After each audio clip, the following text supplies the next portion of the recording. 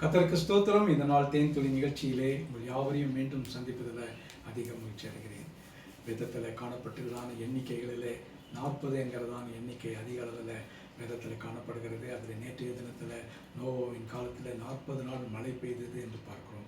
இந்த நாளிலே இன்னொரு 40 ஆண்டுகள், அந்த 40 எண்ணிக்கையில் பார்க்கும் பொழுது 40 ஆண்டுகள் இஸ்ரவேல் மக்கள் வனாந்தரத்திலே சுற்றி திரிந்தார்கள். இது ஒரு பயங்கரமான ஒரு காரியம்.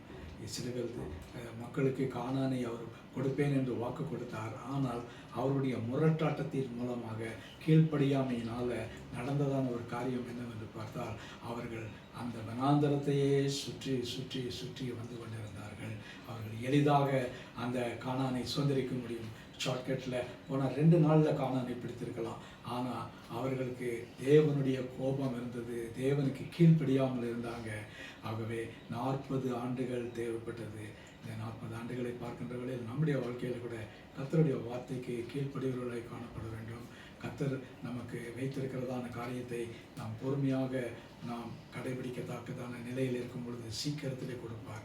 ஆனால் கீழ்ப்படியாமல் இருக்கின்ற வேளையில் 40 ஆண்டுகள் பாருங்கள், 1 வருடம் அல்ல, 2 வருடம் அல்ல, அவர்கள் ஒரு தலைமுறையே அழிந்து போகத்தக்கதான நிலையில் 40 ஆண்டுகள் வரைக்கும் அவர்கள் வனாந்தரத்திலே சுற்றி திரிந்தார்கள் என்று பார்க்கிறோம்.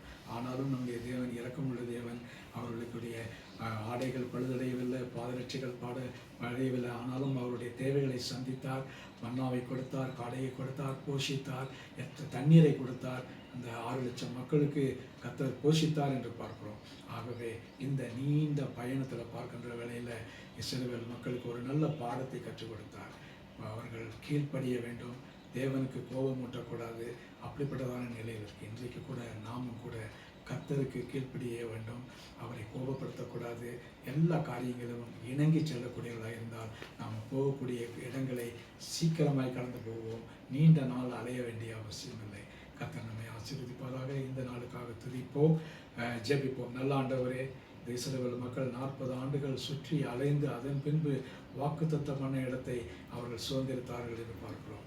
எளிதாக சுதந்திரிக்கக்கூடிய காரியத்தை அவர்கள் ஆண்டவரே கடினப்பட்டு அவர்கள் சுதந்திரித்தார்கள். அதற்காக 40 ஆண்டுகள் ஆண்டவரே அவர்களை வனாந்தரத்திலே அலைய விட்டீர். ஆண்டவரே, எங்களுடைய வாழ்க்கையில் இருந்து சில பாடங்களை கற்றுக்கொள்ள எங்களுக்கு உதவி செய்யுங்க. மீட்பர் இயேசுவின் நாமத்தில் ஜெபிக்கிறேன் நல்ல பிதாவே, ஆமென், ஆமென். கர்த்தர் உங்களை ஆசீர்வதிப்பாராக. இந்த நாள் உங்களுக்கு ஒரு மகிழ்ச்சியும் சந்தோஷமான ஒரு நாளாக அமையும்.